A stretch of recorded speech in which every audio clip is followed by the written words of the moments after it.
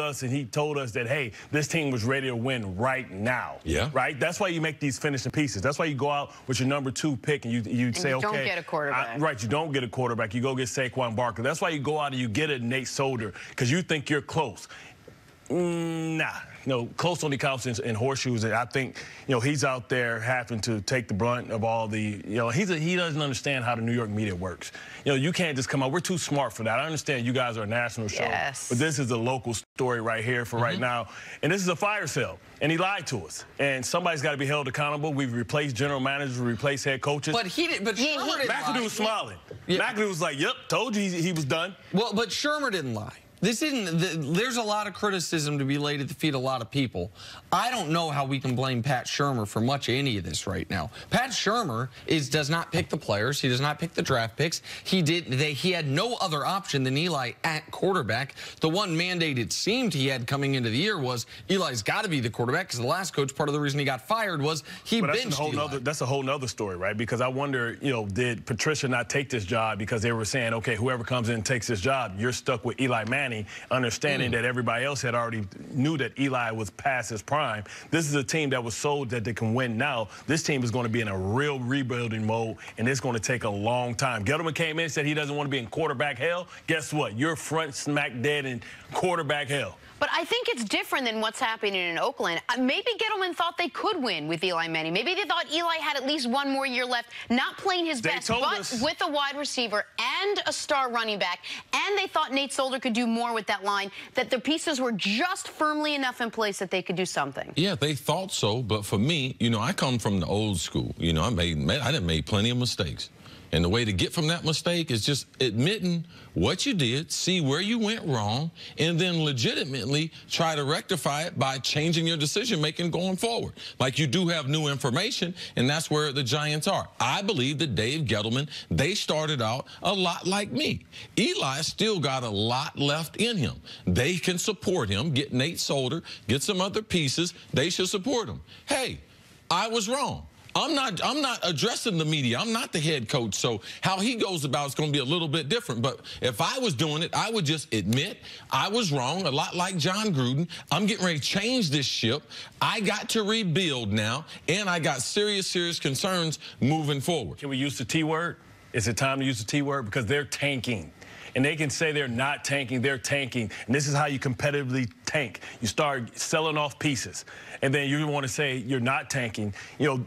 Watch in a couple of weeks. Some guys are going to start going on IR, right? Because guys are going to start, oh, my thumb, your thumb hurts, right? But what happened is they can't tank better than the Oakland Raiders. The Oakland Raiders already started the process because they recognize in training camp that this team wasn't where it needs to be. They're behind the process. Now they're hoping that they can find a way to get up to the top to maybe take Herbert, who may stay in. Well, that's the thing. Justin Herbert might not even come out. Right. So then next year, so now you're 2 years behind, right? So now we're in rebuild mode, right? The Jets are ahead because they took their quarterback now. So they're 2 years ahead of the Giants. So now you're waiting and hoping that a quarterback falls to you. So now you're saying, do I get a retread? Okay, so now what's going to happen now? Odell Beckham wants to be a star. You can't be a star if you're not in the playoffs. So now you got a bad locker room, right? Because he's out there about his. Everybody out there is Roscoe Jenkins, team of me. I'm out there trying to make sure I eat. I'm not worried about nobody else. Me. So what happens now, this locker room's going to be, fractured. And listen, we didn't even went trick-or-treating yet. And they're done for the second year in a row. They're done before Halloween. And now you have 10 weeks. Let me tell you, the pods are starting to be ordered. The U-Hauls are starting to be packed. These guys are going to mail it in. It's only going to go from bad to worse. Yeah, I think Bart makes a couple good points here that we should watch. The #1 point being, you can tank in the NBA. Yeah, write that down. Yes. You can tank in the NBA. You don't get to say that. That's Bart's line. You don't tell me to write stuff down. You can rent it. He's the OG. I'm telling him when you ain't here. Okay, go ahead. And the reason why in the NBA. because it's a stat-driven league. Guys are playing, and it's not a whole bunch about team. It's about individuals playing. And you ain't going to get killed. No, absolutely. You're not going to get hurt. It's not as if I'm in the NBA and I'm a 2-guard, if the point guard is not good, it's not going to affect me so much. Now, if I'm a wide receiver and I got a less than up to par quarterback, if I'm a running back, I got a left guard. Like, these things affect your career. And Bart is right. I'm going to start looking after myself. If I'm in that locker room and if I'm a wide receiver, Now, you think we're selfish on a regular team. On a team that's tanking, I got to get my numbers. That's the only... You talking about Odell Beckham was on pace to be one of the greatest receivers ever. Well, look what happened the last 2 years. Didn't I tell you it was going to be hard to keep that pace? Right. I said, Nick, I made 8 straight Pro Bowls, man. I don't even know how I did it. I said, there's no way Odell will be able to do that. It's hard to do it. Too many things can happen. And now you're tanking, and let me tell you the one voice that was not... I didn't hear anyone say this yesterday. Bart kind of alluded to it.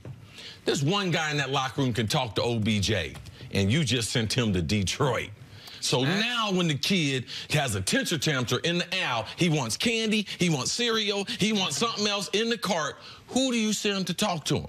Because we didn't have a general manager fired. We didn't have 2 head coaches fired because they didn't do the right thing. And now you sent the one guy, and you know how much he trusts Odell? Odell is babysitting his kids. That lets you know that he's got a speaking voice in Odell's life. And for him to trust him like that, these are things that I was concerned about when I left Minnesota, and they said the team was Dante Culpepper's and Randy Moss's. I said, okay.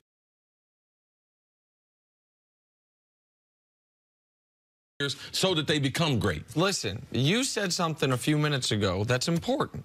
You judged the Giants a certain way. You can now, 2 months later, look at it and say, I was wrong. And you know what? Because of what your job is and our jobs are, it's as simple as that. I thought it was this. I was wrong. If I misled the audience, my apologies. Gettleman's different. Gettleman misjudged it, and due to that misjudgment, changed the course of their franchise forever. Gettleman said this pick is so easy that my mother would know which player to pick at number 2. And so let me ask you this now. All the teams that picked after the Giants that took a quarterback, right now Giants call them, hey, Jets, we want to do Barkley for Darnold. You interested? No bueno. Hey, Bill, even the Bills, we want to do Barkley for Josh Allen. Now, we know he might need Tommy John, but we're still going to play this one out. Hey, Cardinals, we want to do Barkley for Josh Rosen. You interested? No chance. So when it's one thing to misjudge it as an analyst. It's another thing to misjudge it not only as the GM, but the single most important offseason Dave Gettleman will ever have as the Giants general manager is the one he already had. And what he did in that offseason was everything was we can win now. We know Odell is, given the guy's $60 million guaranteed, probably isn't going to temper his emotion. We're going to do it. We're going to overpay for Nate Solder. We're going to use a high second-round pick on a guard to help out. To help out Eli. We are not even going to entertain moving on from Eli. We're not going to move any of these high-priced defenders when their value was higher because they had a full season to go. And they doubled down on Eli when they cut Davis Webb. Yeah, but this is why they have to trade all defensive players, right? Because you have to protect your franchise. And right now the franchise is Saquon Barkley and Odell Beckham. Because if you start trading them, listen, Saquon he only knows one speed. He's out there trying to win Rookie of the Year because he wants 1 million Twitter followers, which he already has, but he probably wants 5 million now, right? So now he's going to be out there. What happens is you start trading away the bad offensive players you have, which I don't know who would even want half of them other than the receivers. You risk hurting your franchise player because, like you said, this isn't basketball. This guy get hurt. No, the next guy to get traded is Jack Rabbit. Jack Rabbit or Olivier Vernon. And you know, on my show, we had to have a cap guy on because they had to go snacks Eli Apple for the dead money. So now they can absorb.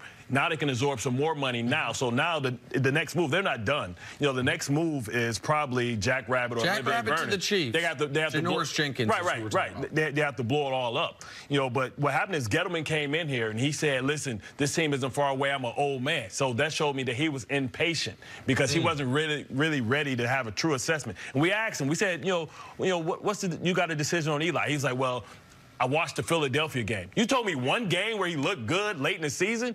You haven't watched the other games? Oh, I'm going to watch the other games. You know, he had already had his mind made up that he was going to go with Eli Manning because he was an old man. He didn't want to go through the process of trying to get a quarterback. He didn't want to be in quarterback hell. Now he's in quarterback hell, and he has problems in his locker room because Odell is going to be a problem, but they can't trade him because he's $40 million of dead money. No, if they trade him next 2 years. Right. And how are you going to explain that to Mara? There's also a lot of pressure, at least here in New York, to treat Eli Manning very well because you saw the backlash what happened last year when he got benched. It was everyone else but him. This year when he's playing terribly, I know his line is tough. It's everyone else's fault but fans, Eli. You'll become one. But maybe Dave Gettleman succumbed a little bit to that. Heard from the Manning family. He wanted so much for this to work out that it was clouded by what the right it's a tough decision. Didn't they run Phil Sims out of town? I didn't see nobody playing the world's smallest violin for him, and he basically won 2 Super Bowls, and they cut him his Pro Bowl year. That's the first family of football.